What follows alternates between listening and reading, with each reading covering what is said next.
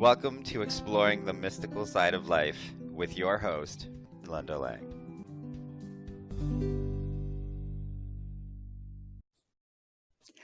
Hi, this is Linda Lang from ThoughtChange.com, and this week on Exploring the Mystical Side of Life, we're going to delve into some ancient mysticism.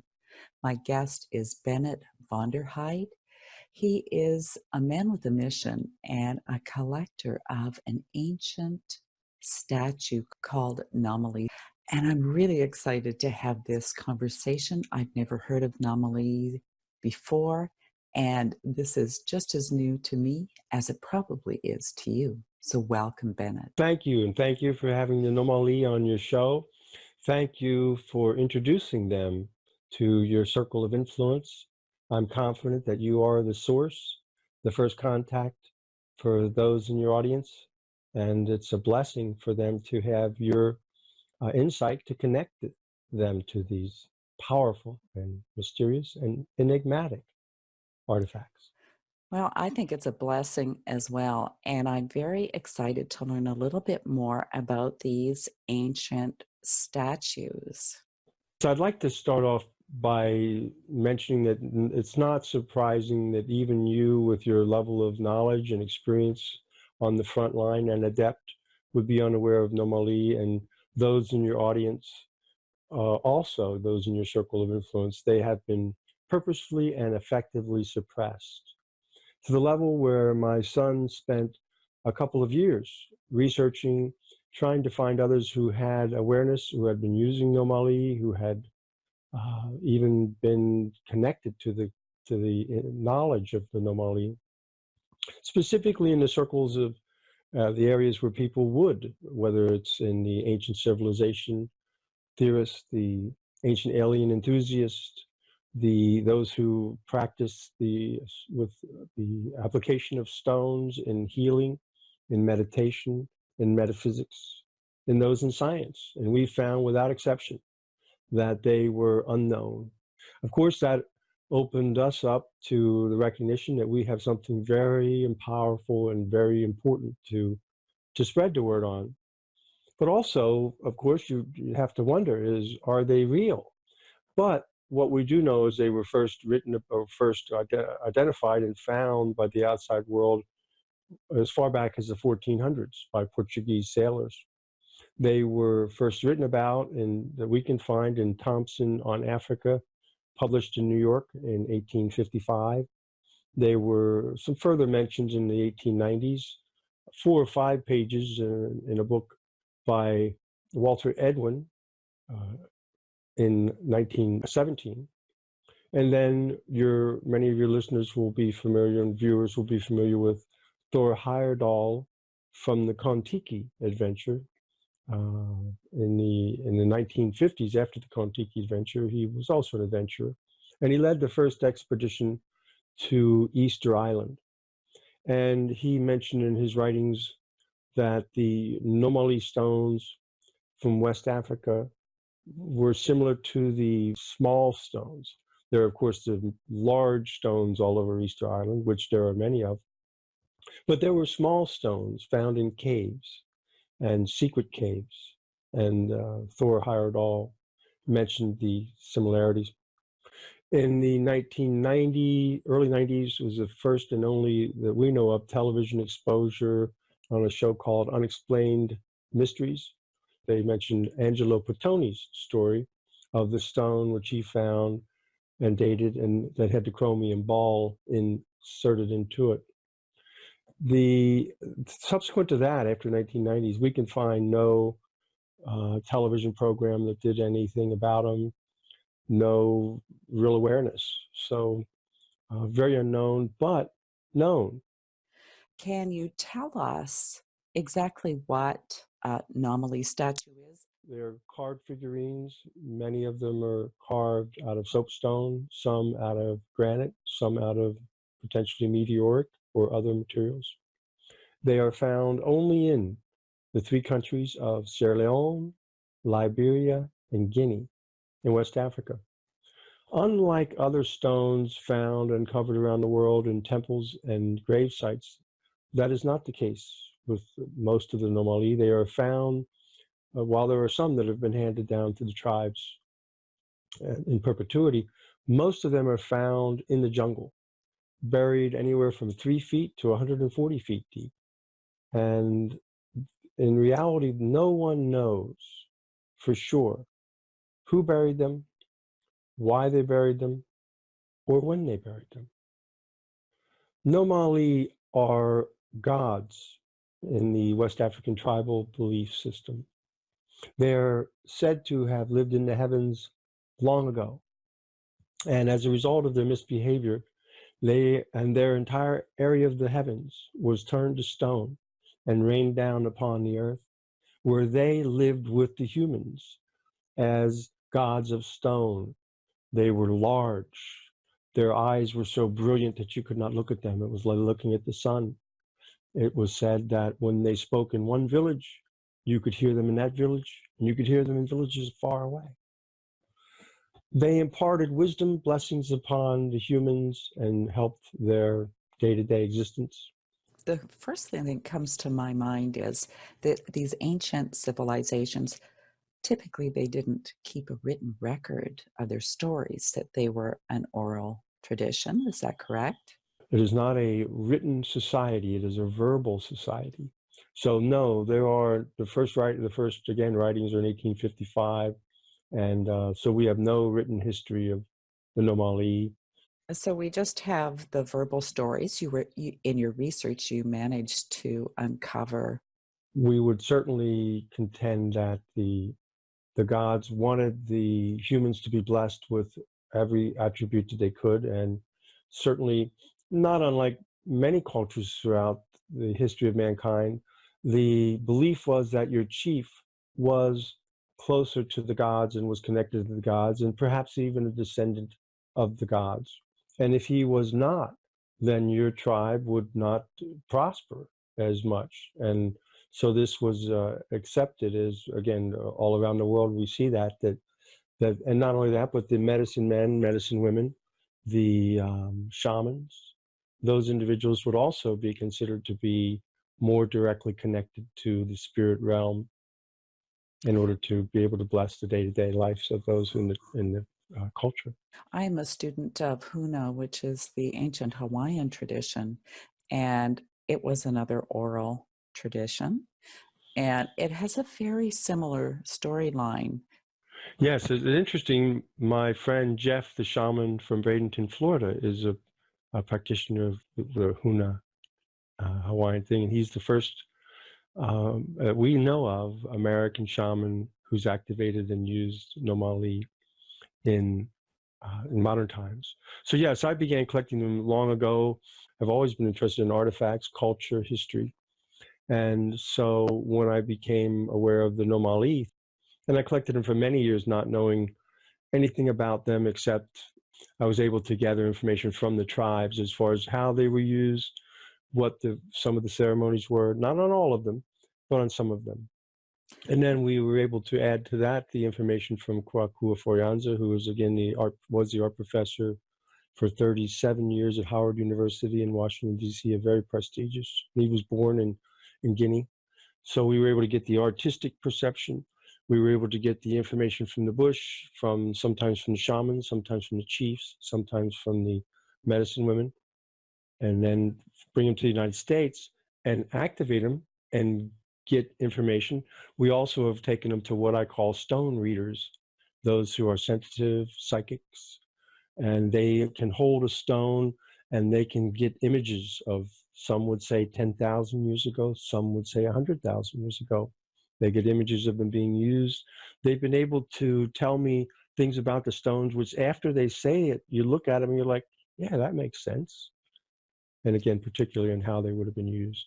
So you mentioned using these statues. They were used by these tribes in these three countries.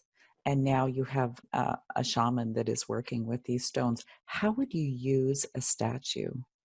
Yeah, we call it activating. So it's my understanding that the stones have within them potentially, as do many things we've seen in the world, have been blessed with powers, if you will, with attributes. Some, I don't know if you want to call it a power, if it's got love in it, yes, that's love. If it's calming, it can be a healing power. It can be a calming power. It can be a power for meditation. But it's also been my experience, and it's my understanding that they are activated when they come in contact with the humans that are adept, that feel that connection, and that together, that's of course the synergy that generates from that is much larger than the stone, in my opinion, sitting by itself. So how would they use them?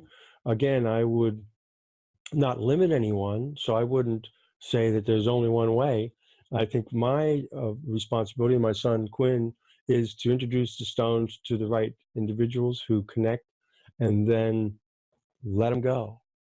But certainly we do share any experience that we have with them and any knowledge that we've seen, things that worked before. Naturally, the most common manner to use them is to sit with them and meditate.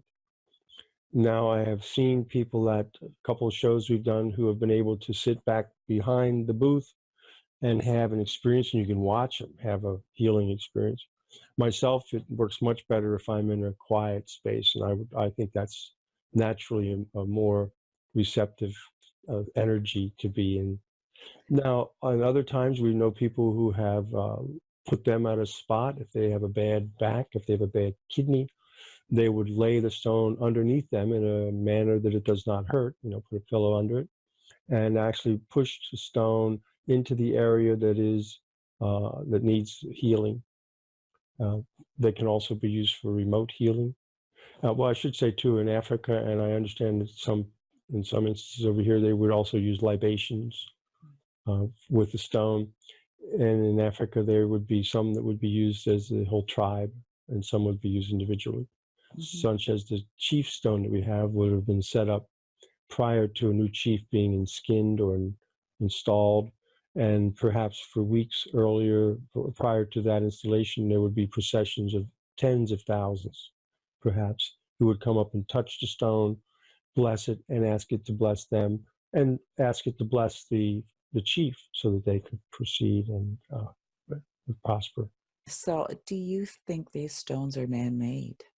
The tribal belief is well, I should say, they were very popular in times before. They're collected by the English royalty, British royalty. They've been in museums around the world, currently in museums in America, sold at Sotheby's auction.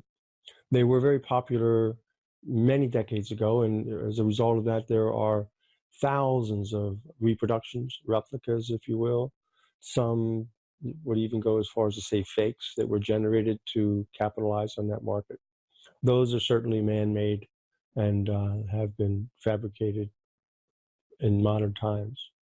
The tribal belief is that the Nomoli gods presented the authentic stones to the original tribal chiefs, medicine men, medicine women, and shamans, with the imparting upon them the information on how to utilize them long ago. So as far as traditionally, you will not find, I have never found, I'm not aware of any tribal member who would say, my great-grandfather was a great Nomoli artist. They would certainly contend that they were not crafted by humans. So I did manage to catch a video on YouTube that was filmed in Africa, and it had these amazing and very fast orbs flying off of the statue as it was being awakened, I guess I would say. It was really phenomenal. Do you ever feel any energy of these statues, or have you had any kind of experiences with them? When I first picked up the first stone to meditate with it, there was no reason that I can think of that I did that. No one ever said to do it. No one ever suggested it, but something said, pick up that stone and meditate with it. And I had an experience which was significant and has led me to continue down this road for these many years. And also, we do have some of our stones for sale from our collection to be activated. And so I think that somewhat limits my position as the one to share my experiences. It's typical. You don't want to let any of them loose, but you want to see them help other people too. The ancient Hawaiian kahunas were very, should I say, energy intelligent. And they had a way of casting what some people might call demons or negative energy into stones as a way of clearing the land or clearing a person.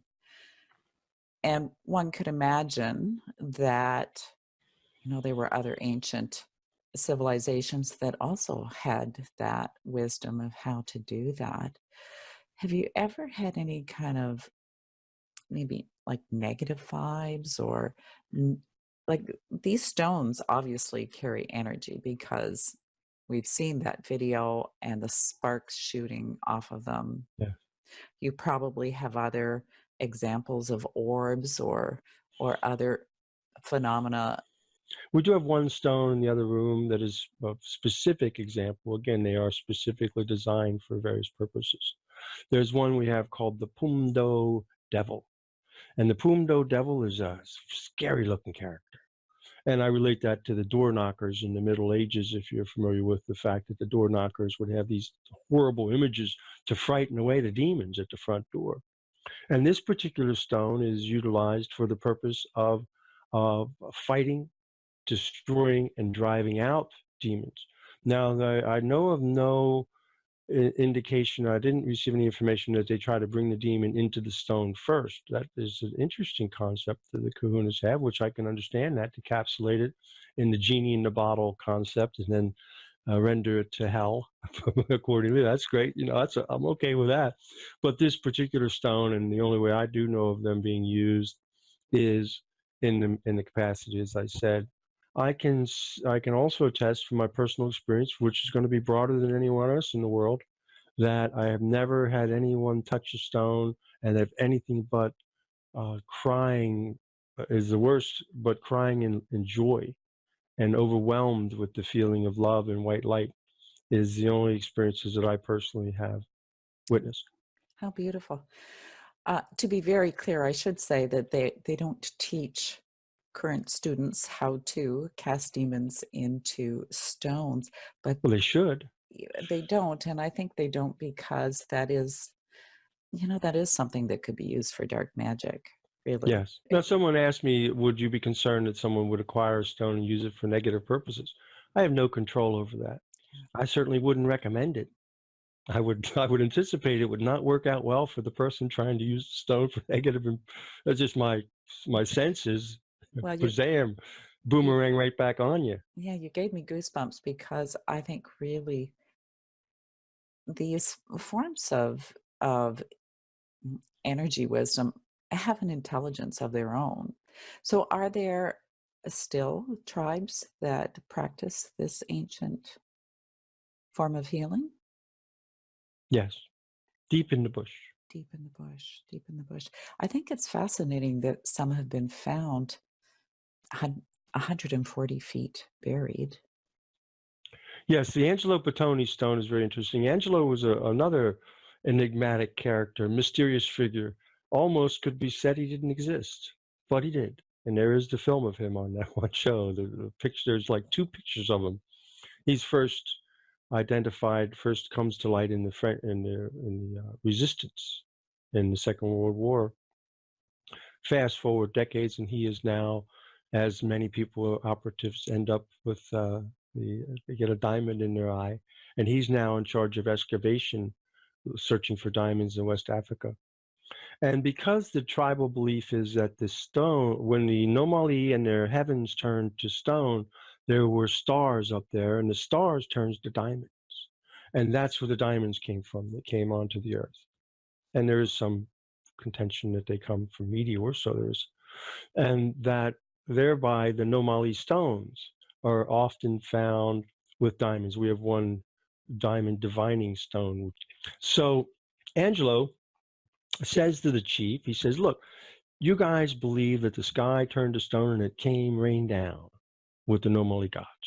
So you must know where that landed. And he says, well, yeah, And he says, well, take me there. I want to see, there's going to be some diamonds. And he says, well, I can't take you there, but the shaman can take you there. So the shaman takes Angelo Pettoni and he sets about digging for diamonds in 140 some odd feet below the surface in this area that he did date using carbon dating to 17,000 years ago. He found a Nomoli. And he took the Nomoli and he held it and kept it. And at some point in time thereafter, he heard vibration coming from inside the stone, the figurine. And so he x-rayed it and he identified there was a ball bearing inside the figurine. He extricated the ball bearing.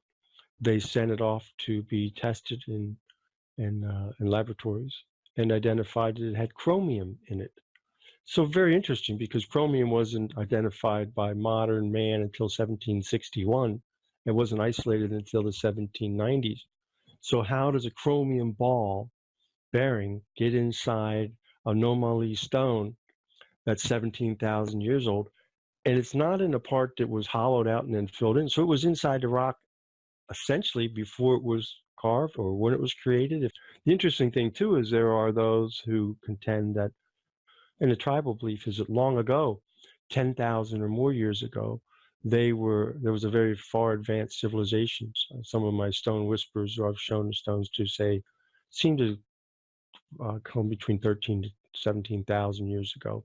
Before Egypt had the pyramids, that there were advanced civilizations building pyramids in West Africa, and that the Egyptians, and this was mentioned in the book in 1917 by Walter Edwin also, that the Egyptians were only a satellite, that they had sent these people out from West Africa who then established the Egyptian civilization and built pyramids. And that the theory is even basic scientists wonder if the first pyramids ever built were that big. Then they built some somewhere else first before they decided to build one that size. And so there is the contention that they were built in West Africa earlier, and that has all been absorbed into the jungle, either during an ice age. Some believe it was connected to Atlantis. Some have placed Atlantis potentially off of West Africa. So many beliefs, and again, I can't guarantee anything except that we're going to find out more. It's very fascinating. So Bennett, we're just about ready to wrap up. Is there anything else you'd like to share with us today? Well, I just appreciate your spreading the word, and we're excited to see Nomoli rise. And if there are any adepts in your circle who are the leaders in their modality and are very successful and have the ability to acquire stone, they feel free to contact us. But everyone can become aware of Nomoli and learn something new and different, which, how exciting is that? And they can certainly go onto our website, ancientalienstones.com. They can see the episode on Ancient Aliens television program, which was well done. They really did an excellent job in presenting the Nomoli for the first time ever, really, in that detail. So the awakening and the awareness is what it's all about. Well, you've certainly piqued my curiosity, Bennett, and I'm curious to see what kind of magic gets created as people start to work with this ancient wisdom. Thanks for listening to this week's episode of Exploring the Mystical Side of Life. You'll find us on YouTube, iTunes. If you enjoyed this episode, please subscribe. Come and visit me at thoughtchange.com. You can pick up your copy of Learning to Listen, and I look forward to seeing you again next time. Bye for now.